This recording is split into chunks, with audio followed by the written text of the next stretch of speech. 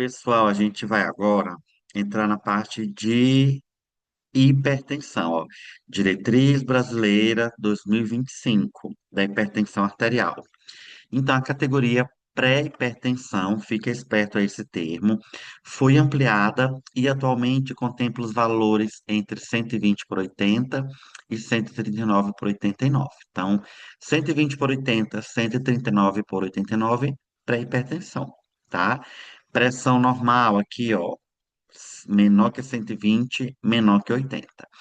Então, vai ter a recomendação de medidas não medicamentosas, atividade física, hábito saudável na alimentação, para todos os indivíduos com PA maior ou igual a 120 por 80. Ok? Grave isso daqui. Recomendação de uma meta de PA unificada, menor que 130 por 80, para a grande maioria dos pacientes, independentemente do risco cardiovascular. Recomendação formal do uso do Score Prevent da American Heart Association para estratificação do risco cardiovascular. A gente vai ver como é que funciona isso daqui. E aí aqui a gente tem a classificação da pressão arterial, de acordo com as medidas né, de consultório a partir de 18 anos de idade. Na criança, a partir de 3 anos. Grava essa informação aqui, tá? Então, pré-hipertenso, 120 por 139, 80, 89. Estágio 1, 140, 159, 90, 99. Estágio 2, 160, 179, 100, 109. Estágio 3, maior ou igual a 180, maior ou igual a 110. Ó, 2025, atualização do final do ano passado. Recomenda-se medidas não medicamentosas, né, para todos os indivíduos, com PA 120 por 80, maior ou igual. Recomenda-se o tratamento medicamentoso após 3 meses, ó, fez 3 meses de MEV, que é mudanças no estilo de vida, tá? Para indivíduos com PA 130, 139, 80, 89 e alto risco para cardiovascular. Recomenda-se o início de tratamento medicamentoso para indivíduos com PA maior ou igual a 140 por 90. Então, tem a PA ali 130, né, por 80, tá?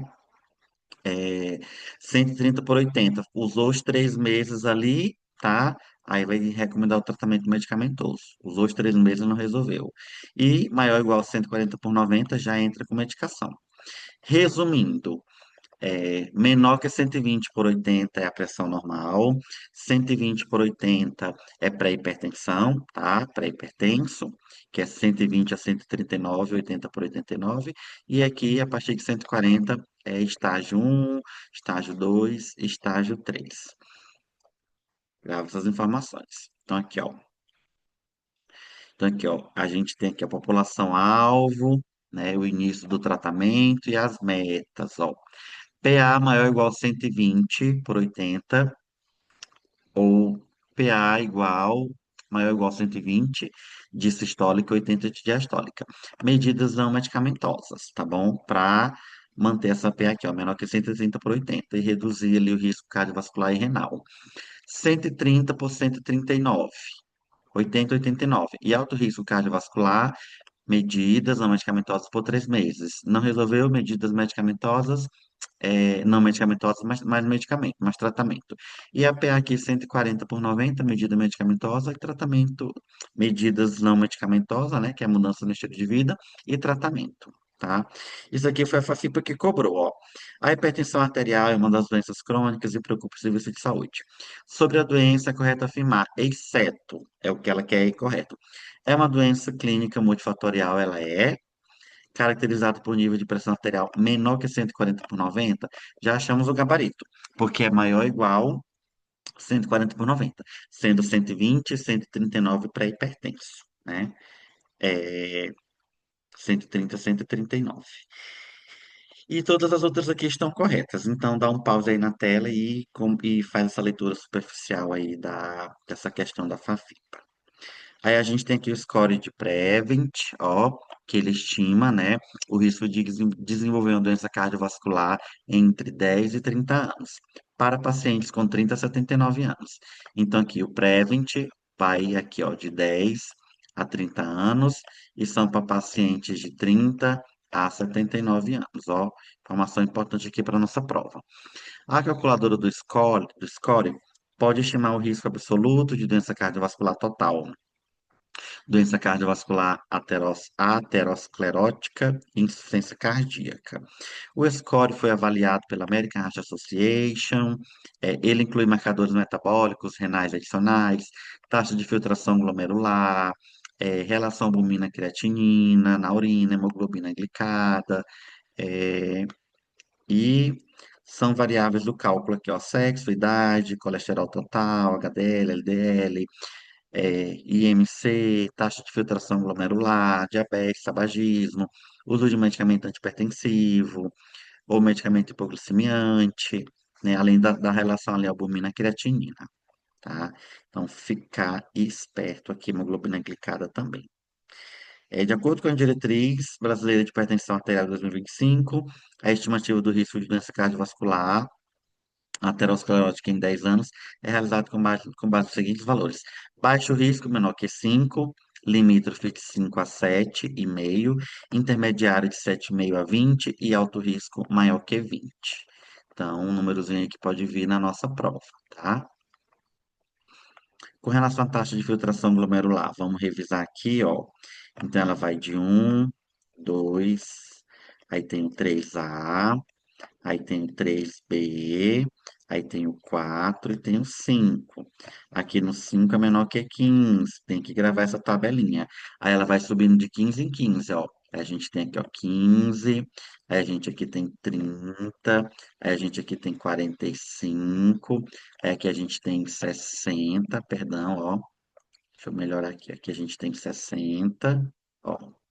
Aqui a gente tem 60 e lá no 1 maior ou igual a 90, ó. Taxa de filtração glomerular. Os estágios vai de 1 a 5. Lembrando que tem o 3A e o 3B. Então, aqui vai ser de 15 a 29, né? Que é menor do que 30. Aí aqui vai ser de 30 a 44, que é menor que 45. O 3A vai ser de 45 a 59, que é menor que 60.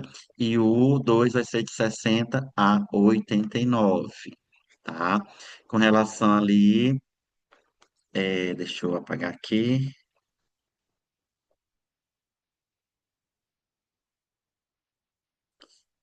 A gente tem a questão da diurese, né? Que a gente lembra que aqui é o plantão de 6 horas, plantão de 12 horas e plantão de 24 horas, sendo que não existe plantão de 24 horas, né? Daí aqui é 0,5 em 6 horas nas 24 horas, aqui é 0,5 em 12 horas e aqui é 0,3, ó. Ficou com dúvida nessa parte aqui, volta lá na aula de urgência e emergência, que tem a aula completa. Aposto isso daqui, esse baixo risco, médio risco aqui na nossa prova. Então, a estratificação de risco cardiovascular dos indivíduos com pré-hipertensão.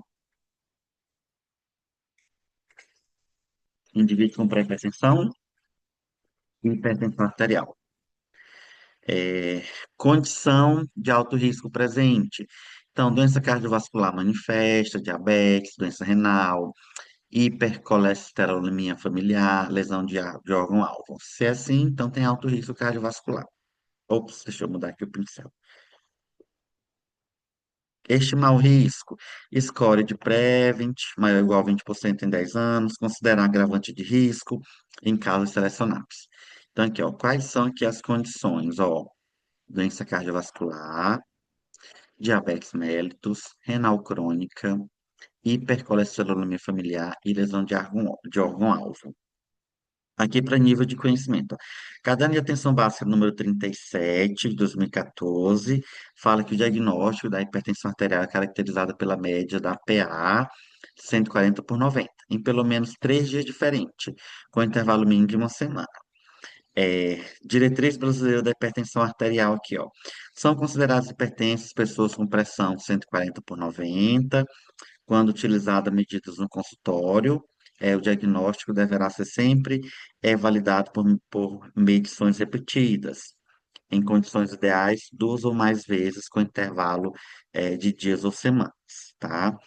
e fora do consultório, que fez MAPA e MRPA. MAPA é monitoramento ambulatório da pressão arterial e MRPA, monitoramento residencial da pressão arterial.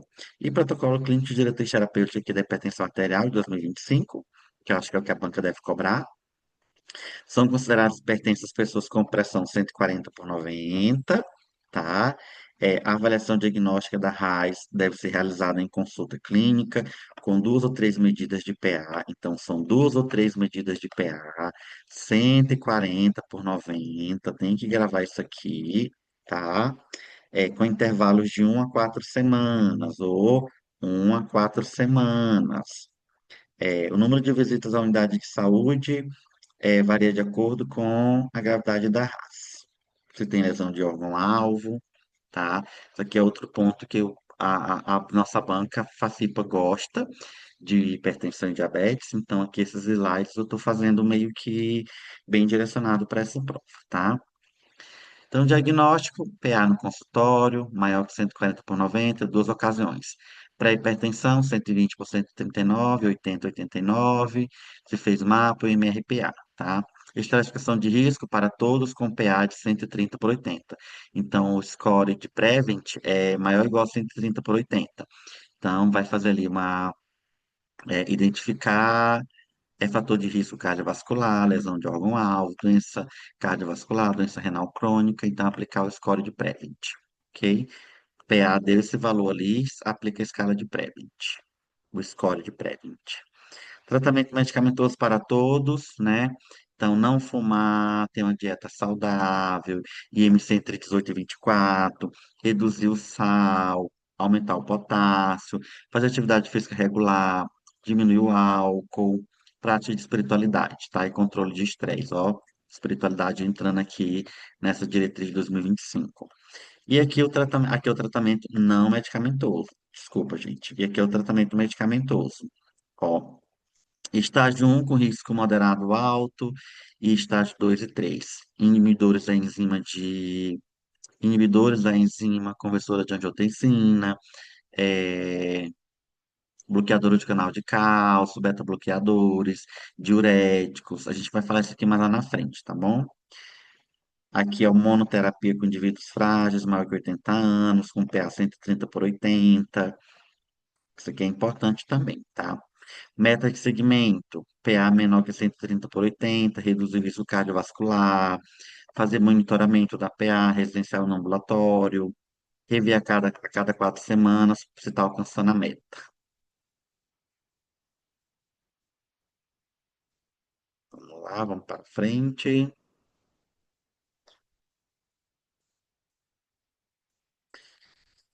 Aqui protocolo clínico de diretriz terapêutica da pressão alta 2025. Então, focar na alimentação, bebida alcoólica, ó, não há nível seguro para o consumo de álcool, tabagismo, cessar o tabagismo, atividade física, aqui fala a quantidade de minutos. Vamos ler aqui, ó, realizar atividade física, tentar atingir pelo menos 150 minutos semanais de atividade física moderada, traz maior benefícios, são obtidas com 300 minutos semanais. Fazer treinamento físico estruturado, caminhada, corrida, natação, realizar pelo menos 3 vezes na semana, com pelo menos 30 minutos, com intensidade moderada aqui, ó, de 14 a 60% da frequência cardíaca, de reserva, controlar o estresse, autocuidado, a meditação, ó, prática de controle de estresse, saúde bucal também, e qualidade do sono. E a alimentação, óbvio, né? Reduzir o consumo de sódio para 2 gramas dia, que é o que é equivalente a 5 gramas de sal dia. Então, sódio, 2 gramas, sal de cozinha, 5 gramas. Se a prova trouxer essa especificidade para a gente. Então, aqui, ó, questão da FAFIPA. Hipertensão arterial sistêmica divide em 3 estágios, sendo correto afirmar que estágio 3 é classificado com pressão 170. Não. Estágio 3 já começa ali com sistólica de 180, então tá falso. A letra A. Estágio 1 é classificada com 140 por 159 de sistólica e diastólica 90 99, sim, gabarito. Hipertensão estágio 3 é classificada com 170 por 110, não. Aqui é 180. Estágio 3 é 180 sistólica, é 110 diastólica. Então aqui está falso. Hipertensão estágio 1 com 139,61 não, é 140. Estágio 2 170 não, é 160, tá? Ó, vou apagar tudo aqui e vou voltar lá na tabelinha, que isso aqui a gente tem que ir para a prova com gravado, ó. Estágio 1, 140 por 90. Estágio 2, 160 por 100, 109. Estágio 3, maior ou igual a 180, maior ou igual a 110.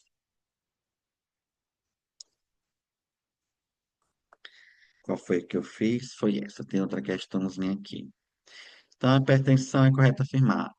É uma condição clínica multifatorial caracterizada por níveis elevados e sustentados de pressão maior que 140 por 90. Um está verdadeiro. Então, onde não tem um, a gente já corta aqui. Associa-se frequentemente às alterações funcionais e estruturais de órgãos-alvo, coração, encéfalo, sim, é verdade. Associa-se frequentemente a alterações metabólicas, com aumento de risco de eventos cardiovasculares fatais e não fatais, verdadeiro. É um grave problema de saúde pública no Brasil e no mundo. A raiz tem alta prevalência e baixa taxa de controle, verdadeiro. Ó. 1, 2, 3, 4, 5. 1, 2, 3, 4, 5.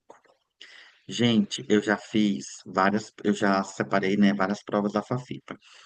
Muitas questões eles trazem todos os itens corretos, só é na grande maioria, só que eles trazem também questões, somente um e 2 está correto, somente 3 e 4 está correto. Eu, Raiz, eu pego uma questão que eu fiquei na dúvida se todos estão corretos, eu vejo as outras questões. Ah, eu já marquei uma ou duas, que só um e dois está correto, e eu tenho certeza. E eu fiquei na dúvida nessa de todos estão corretos. Eu Rai, arriscaria, né? Mas fica o critério para vocês avaliarem. Porque eles têm nas provas anteriores bastante questões em que eles consideram todas as questões como corretas. A posição recomendada para a medida da pressão arterial é sentada. Entretanto, a medida na posição ortotática, que é de pé, deve ser feita pelo menos na primeira avaliação, especialmente em. Então, ortotática, na primeira avaliação, a gente faz em quem? Idosos, diabético, paciente disautomico, alcoólicos, paciente em uso de medicação hipertensiva. Então, né, gabarito aqui, letra A. Gestante não tem essa especificidade, dependente químico também não, e quem faz uso de medicação psicotrópica não.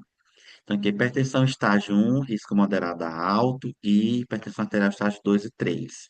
Vai fazer inibidores de enzima da conversora de angiotensina, bloqueador do canal de cálcio, beta-bloqueador, ó, beta-bloqueador, diuréticos, tá? E lembrar da monoterapia em frágeis, que são maiores de 80 anos, com 130 por 80. Comprimido único, preferencialmente, tá? Então, estou repetindo aqui, porque aqui é, um tema potencial que a banca pode estar trazendo para a gente. Aí aqui a gente tem, ó, diuréticos, tiazídico, hidroclorotiazida, é, e diuréticos a gente tem aqui o hidroclorotiazida, eu esqueci o nome do outro agora, espironolactona. Beta-bloqueador, atenolol, metoprolol, né, bloqueador, beta-bloqueador, atenolol, metoprolol. Inibidores da ECA, enalapril, captopril, beta-bloqueadores da angiotensina 2, losartana, valsartana, bloqueador do canal de cálcio, amlodipino, nifedipino, diurético de álcool, furosemida, diurético poupadores de potássio, espironolactona, alfa-bloqueadores aqui, agonista do sistema nervoso central, clonidina, metildopa, então metildopa na gestante, vasodilatador aqui, hidralazina, tá? Sobre a classe de fármacos do tratamento da PA na alternativa incorreta. Diuréticos, a gente tem hidroclorotiazida e furosemida? Sim. Bloqueador do canal de cálcio, anodipino e nifedipino? Sim. Beta-bloqueador, atenolol, propanolol? Sim. Vasodilatador, hidralazina? Sim. Espironolactona é de hidroperidínicos? Não. Espironolactona é diurético, tá? Fiz aqui esses esquemas aqui só por segurança, né? Vai que. a banca inventa de trazer. E com relação à aferição da pressão arterial, colocar um manguito sem folgas, 2 a 3 centímetros acima da fossa cubital, centralizar o meio da bolsa inflável sobre a artéria braquial, então vai vir a setinha para a gente colocar bem na artéria braquial, estimar o nível da pressão arterial sistólica, colocar a campânula do diafragma do estetoscópio sem compressão excessiva, inflar rapidamente até ultrapassar 20 a 30 milímetros do nível estimado da pressão arterial sistólica. Realizar a deflação lentamente, cerca de 2 milímetros de mercúrio. Determinar na ausculta do primeiro som, que é a fase 1 de Korotkoff, a paz, pressão arterial sistólica, fase 1 de Korotkoff. Determinar a paz de pressão arterial diastólica no desaparecimento dos sons, fase 5 de Korotkoff, tá? Realizar 3 medidas com intervalo de 1 minuto e utilizar a média das duas últimas, se houver diferença maior que 10 milímetros. Braço nu, apoiado na altura do coração, com a palma da mão virada para cima, ambiente silencioso, temperatura confortável, ver que não fumou 30 minutos antes, não ingeriu alimentos, cafeína e 90 minutos de atividade física. Então, é 30 minutos de café e fumo e 90 de atividade física. Sentado com o dorso apoiado na cadeira, pernas descruzadas, pés bem apoiados no chão. Sentado pelo menos 5 minutos, bexiga vazia. Realizar 3 medidas com intervalo de 1 minuto entre elas, tá? Então é isso, gente. Tem mais uma coisa aqui importante que eu separei para vocês. A gente vai resolver ali umas 10 questões da Fafipa. Então aqui o manguito, ó. No neonatal, né, comprimento da largura e largura da bolsa, né, e comprimento, 8 a 3. Aí tem o infantil, tem o pediátrico. O pediátrico e o adulto são meio que semelhantes aqui no comprimento da bolsa, ó, 24 centímetros, ó, tá? Pediatra adulto pequeno. Aí o adulto padrão, ó, 27 a 34 centímetros de circunferência do braço, 13 da largura, sendo 30 do comprimento. 35 a 44, adulto grande, e 45 a 52, obeso, que seria na coxa. Então, a bolsa inflável deve cobrir de 80 da circunferência do braço e 80 da circunferência do braço e 40 do comprimento do braço. Então, a circunferência do braço é 80 e o comprimento do braço 40, tá? Ó, 80, 40, ó. Circunferência e comprimento, tá? Como o comprimento é algo grande, deixa o comprimento para a segunda parte, que é o 40. A aferição da PA nas consultas de rotina aqui na criança deve ser obrigatoriamente a partir dos 3 anos de idade, e dependendo da história ali de doenças, né, esse intervalo pode ser com maior frequência. De hipertensão arterial, um resumo bem esquemático aqui, tá? Olha o que que ela já cobrou aqui em provas anteriores. A dona Fafipa, ó. Bora ver aqui, ó. Sobre a importância do rastreamento da hipertensão arterial sistêmica, opção alternativa correta. Está recomendado o rastreamento da hipertensão arterial nos adultos acima de 18 anos com conhecimento que seja hipertenso? Não é só com conhecimento de que seja hipertenso, tá? É, isso aqui deixou incorreto. É uma condição muito prevalente que contribui para efeitos adversos na saúde, incluindo, entre outras, morte prematura, ataque cardíaco, insuficiência renal, acidente vascular cerebral? Sim. As evidências recomendam que 5 anos é um ótimo intervalo para rastrear hipertensão em adultos? Não é 5 anos. Se não tem nenhuma doença crônica, ou se não tem um valor alto, são 2 anos ali pela UBS. Não existe relação entre a pressão sistólica e diastólica com risco vascular. Falso, tá? Deixa eu ver aqui outra, aqui é outra, ó. A hipertensão arterial é um dos mais importantes fatores de risco para o desenvolvimento de doenças cardiovasculares, cerebrovasculares e renais, sendo responsável por pelo menos 40% das mortes de acidente vascular cerebral, 25% coronariana, diabetes, insuficiência renal terminal 50%. Sobre a RAIS, a principal relevância da identificação do controle da RAIS reside na redução de suas complicações. Então, complicações, exceto doença cerebrovascular e doença coronariana? Sim. Insuficiência cardíaca e doença renal crônica? Sim. Doença arterial periférica? Sim. Diabetes mellitus é uma complicação da hipertensão? Não. Ela tá, né, ela é um fator de risco, agora complicação não é. A posição recomendada é. Ah, que a gente já viu aqui, essa ortotática aqui. A gente já viu no nosso esqueminha lá. E aqui são questões de diabetes que eu estou separando para gente. E vamos resolver mais umas aqui da Fafi, porque eu achei, ó. Sobre hipertensão arterial, é correto afirmar. Ah, essa aqui a gente já fez na outra também, essa primeira aqui, ó, tá? Que todas estão verdadeiras, ó. A gente já fez na outra, essa daqui, que a gente já fez no começo da aula. De acordo com a sexta diretriz, a alternativa que apresenta maior número de fatores de risco para hipertensão arterial sistêmica é idade, gênero, etnia, excesso de peso, obesidade, ingestão de sal, álcool, sedentarismo, fatores socioeconômicos e genéticos. Sim, aqui está mais completo, né? Questão simples, mas eu acho que a banca não vai trazer uma questão tão simples como essa, não. Porque eu acho que eu peguei de uma prova bem mais antiga. Para vocês verem, ó, isso aqui é tudo de diabetes, só tanto que eles gostam de questões de diabetes. Vamos fazer essa daqui. Quantas condições padronizadas para a medida da pressão arterial? É correto afirmar. O paciente deve estar sentado com o braço apoiado à altura do precórdio?